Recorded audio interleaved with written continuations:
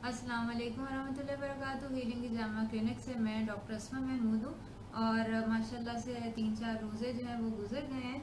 और अब पेशेंट्स जो है ना, उन्होंने मुझसे पूछना शुरू कर दिया है कि रोज़े के अंदर क्या किया जाए कि भूख ना लगे। तो ये कि इर्रिस्पेक्टिव ऑफ कि आप पहले रोज़े रखते थे या नहीं रखते थे, या ये है कि कीटोजेनिक डाइट फॉलो कर रहे हैं या नहीं कर रहे हैं, ये मैं 12 कह चुकी हूँ कि क्लीन ईटिंग जो है वो 12 बहुत ज़्यादा ज़रूरी है। तो आज हम डिस्कस करेंगे कि क्या ऐसे टैक्ट्स हैं या क्या ऐसे काम हैं जो हम कर सकते हैं, और उससे फिर ये है कि हमें भूख जो है वो ना लगे या कि कम लगे। तो नॉर्मली जो कीटो डाइट के ऊपर लोग हैं वो पूरा साल इंटरमिटेंट फास्टिंग जो है वो करते हैं, जो कि नॉर्मली रोज़े की तरह की स्ट्रिक्ट ड्राई फास्टिंग नहीं होती है। नॉर्मली एग फास्ट या वाटर फास्ट। एग फास्ट का मतलब ये है कि वो कुछ भी नहीं खा सकते, सिर्फ अंडे खा सकते हैं। वाटर फास्ट का मतलब ये है कि वो कुछ भी नहीं खा सकते, सिर्फ नमक वाला पानी या पानी जो है वो पी सकते हैं। तो ये कुछ किस्म के फास्ट हैं जो वो करने के आदी हैं। लेकिन बहरहाल रमज़ान के रोज़े जो हैं वो इन सब से मुख्तलिफ इस तरह है कि इसके अंदर ना हमें कुछ खाना होता है ना पीना होता है, और ये इसकी ड्यूरेशन जो है तकरीबन आजकल 16-17 और कुछ जगहों के ऊपर 18-19 घंटे भी है।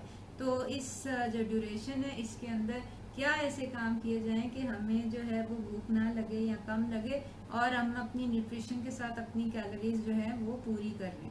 तो इसके अंदर जो सबसे पहली और बुनियादी बात है ना, वो दो चीज़ें जहन में रखने वाली हैं। एक तो ये कि जो खाने होते हैं उनके अंदर वो बेसिकली तीन मैक्रो न्यूट्रिएंट्स, बड़े बड़े न्यूट्रिएंट्स उनके अंदर तीन होते हैं। फैट्स होते हैं, कार्बोहाइड्रेट्स होते हैं, प्रोटीन्स होती हैं। तो ये हम देखेंगे कि इनके अंदर से एनर्जी टोकन जो है वो सबसे ज़्यादा किसका है।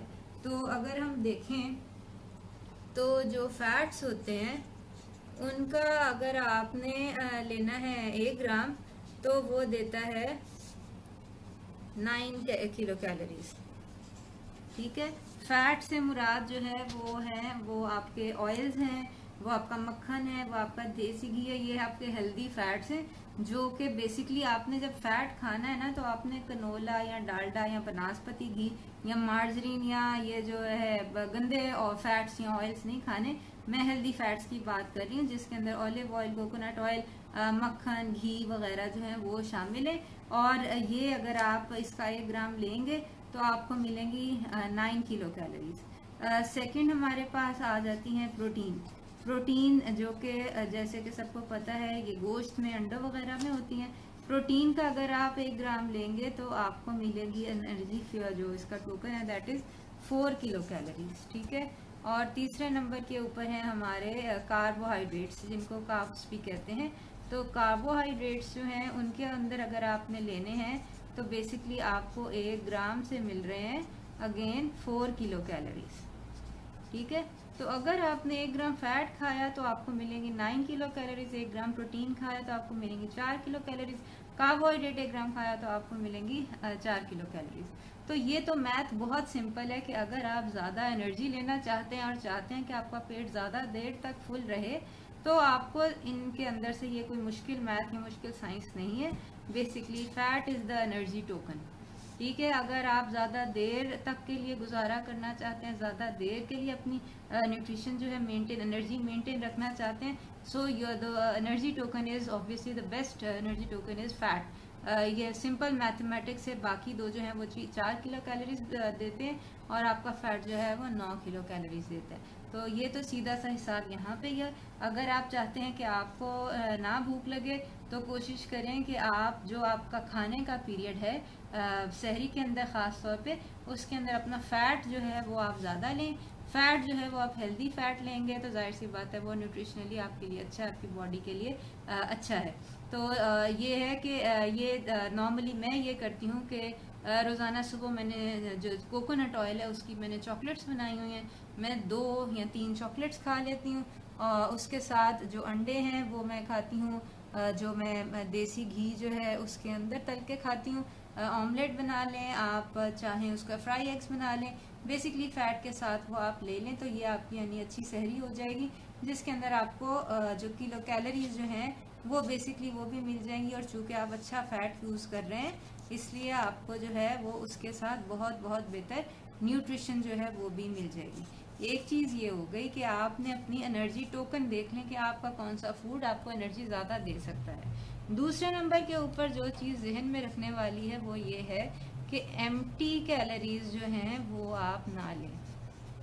ठीक है, बॉडी को जो भूख लगती है वो बेसिकली सिर्फ कैलोरीज के कम होने की वजह से नहीं लगती है। बॉडी जो फटीग होती है वो सिर्फ कैलोरीज के कम होने की वजह से नहीं होती है, उसकी बड़ी वजह ये होती है कि बॉडी को न्यूट्रिशन नहीं मिल रही। ये चीज़ आपने देखी होगी कि वो लोग जो जंक फूड खाते हैं, फास्ट फूड खाते हैं, उनको बार बार खाने की ज़रूरत पड़ती है। कैलोरीज उनको बेतहाशा मिल रही हैं in the form of maida, in the form of चीनी, इन द फॉर्म ऑफ, यानी कि ये सारी, और ये रिफाइंड शुगर्स इनको कहते हैं। रिफाइंड शुगर्स का मतलब ये कि उनके अंदर से फाइबर सारा निकाल दिया गया है। ये अब एम्प्टी कैलोरीज हैं। यानी अगर आपने ब्रेड खाया है या आपने बन खाया है या आपने रस खाया है या आपने मैदे की कोई भी चीज़ खाई है या आपने चीनी वाला शरबत पिया है या आपने चीनी वो जो है वैसे आपने खा ली है, तो ये है कि जो वाइट शुगर है, तो आपने बेसिकली कैलोरीज तो ले ली हैं लेकिन न्यूट्रिशन जो है वो नील है। ठीक है ना, जो सफ़ेद चीनी है उसके अंदर literally no nutrition at all. एक भी विटामिन मिनरल, एक भी एंटीऑक्सीडेंट नहीं है उसके अंदर, एक भी फ्लेवोनॉइड नहीं, एक भी कोई ऐसी चीज़ नहीं है कि जो कि फ़ायदेमंद हो। अगर आपने मैदा, नान वगैरह खाया, जितना मर्जी खा लें आपको कैलोरीज मिल जाएंगी, लेकिन आपने एम्प्टी न्यूट्रिशन ली है।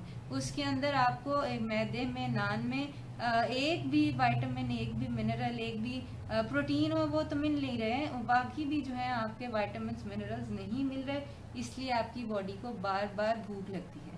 तो बेसिकली ये दो चीज़ें हैं, एक तो जो चीज़ खाएं वो न्यूट्रिशनली फुलफिलिंग हो, कैलोरी वाइज फुलफिलिंग हो, यानी कि फैट जो है वो आप ज़्यादा कर सकते हैं। दूसरे नंबर के ऊपर एम्प्टी कैलोरीज जो है ना उनको अवॉइड करें। एम्प्टी कैलोरीज का अगेन मैं आपको वही बता रही हूँ, रिफाइंड कार्ब्स हैं। ठीक है, रिफाइंड कार्ब्स जो होते हैं इसके अंदर वो वाले कार्ब्स होते हैं जिनके अंदर जो बेसिकली रिफाइन हुआ होता है, जैसे मैदा है या चीनी है या आटा जो नॉर्मली हम खाते हैं। ये चीज़ें छोड़ के अगर आप हेल्दी फूड खाएंगे, इवन अगर आप फ्रूट्स या वेजिटेबल्स भी खाते हैं, बेसिकली लो कार्ब हो या स्लो कार्ब हो, कोई भी अच्छी आप न्यूट्रिशनली चीज़ खा रहे हैं ना, तो फिर आपको ये शिकायत नहीं होगी कि हमें कमज़ोरी हो रही है, थकान हो रही है, भूख लग रही है बार बार। तो ये है कि ये चीज़ आपने दो चीज़ें जहन के अंदर रखनी है। एक तो वो न्यूट्रिशनली कैलोरी वाइज डेंस हो आपका फूड, दूसरे नंबर के ऊपर न्यूट्रिशनली रिच हो, फुलफिलिंग हो, न्यूट्रिशनल डेफिशिएंसी ना हो। अगर आप ये दोनों चीज़ें कवर कर लेते हैं तो खा रोज़ा 18 घंटे का हो या 20 घंटे का, आपको भूख नहीं लगेगी। और इनफैक्ट वो लोग जो पहले से कीटोजेनिक डाइट के ऊपर हैं और फैट अडेप्टेड हो चुके हैं, उनके लिए माशाल्लाह ये रोज़े रखना बिल्कुल मुश्किल नहीं है। ठीक है ना, इन सब के साथ आपने अगेन इस बात पे हम पहले भी बात कर चुके हैं कि जिन लोगों को प्यास ज़्यादा लगती है उन्होंने कैसे अपने पानी की इंटेक और सॉल्ट की इंटेक करनी है, इसके ऊपर हम लाइव वीडियो पहले बना चुके हैं। अभी अलबत्ता हम सिर्फ खाने की बात कर रहे हैं कि वो लोग जिन्होंने मुझसे ये पूछा था कि उनको भूख लग जाती है और उनको कमज़ोरी और नकाहत फील होती है, उनसे उठा नहीं जाता, चला नहीं जाता, तो वो क्या करें। बेसिकली वो पानी तो अपनी जगह के ऊपर है, जो आपने खाना खाना है, जो डाइट लेनी है, उसके अंदर इन दो चीज़ों का ख़ास तौर पे ख्याल रखें। बहुत बुनियादी, बहुत आसान बातें, इसमें कोई हाई साइंस नहीं है, लेकिन यह है कि ये हम नॉर्मली फॉलो नहीं करते हैं। ठीक है, और खुदारा प्लीज़ ये जो है पकोड़े, कचूरियाँ, ये वो एम्प्टी कैलोरीज हैं जो कि आपको कैलोरीज तो दे देती हैं, मोटा कर देती हैं, न्यूट्रिशनली नील होती हैं, आपको फिर बार बार भूख लगती है। ठीक है ना, तो आपके पास एक छोटा सा टाइम पीरियड है इन रोज़ों के अंदर खाने के लिए। उस टाइम पीरियड के अंदर जो चीज़ खाएं कोशिश करें कि वो किसी वैल्यू की हो। ठीक है ना, खाली समोसे, पकोड़े, कचूरियाँ खाने से आपका वही बात है कि वज़न तो बढ़ जाएगा, लेकिन यह है कि आपको न्यूट्रिशनली नील होंगे, बार बार आपको भूख लगती रहेगी। तो ये है कि हेल्दी चीज़ें खाएं, अच्छी चीज़ें खाएं, तो इंशाल्लाह ये है कि भूख जो है वो नहीं लगेगी। ख़ास रमज़ान के रोज़े हों या इसके बाद इंशाल्लाह शव्वाल के रोज़े, उसमें इंशाल्लाह ये जो भूख का मसला है ना वो नहीं होगा। तो बाकी अल्लाह ताला आपका हामी और नासिर हो, अपनी दुआ में याद रखिएगा। और माशाल्लाह से आज 4 रोज़े जो हैं वो तकरीबन ख़त्म होने को हैं। तो अल्लाह ताला हमें बाकी रोज़े भी रखने की तौफीक दे। अपनी दुआ में याद रखिएगा। और ये है कि जो भी सवालात हों वो प्लीज़ आप अपने कमेंट बॉक्स में ज़रूर लिख दीजिएगा। अस्सलाम वालेकुम वरहमतुल्लाहि वबरकातुहू। कीटोजेनिक डाइट या फास्टिंग के बारे में मज़ीद सवाल पूछने के लिए आप दिए गए नंबर पर कॉल या व्हाट्सएप कर सकते हैं। और मज़ीद मालूमात के लिए हमारा फेसबुक पेज हीलिंग हिजामा क्लिनिक जो है वो विज़िट कीजिए और लाइक कीजिए और हमें अपने कमेंट से जो है मुस्तफ़ीद कीजिए। अस्सलाम वालेकुम वरहमतुल्लाहि वबरकातुहू।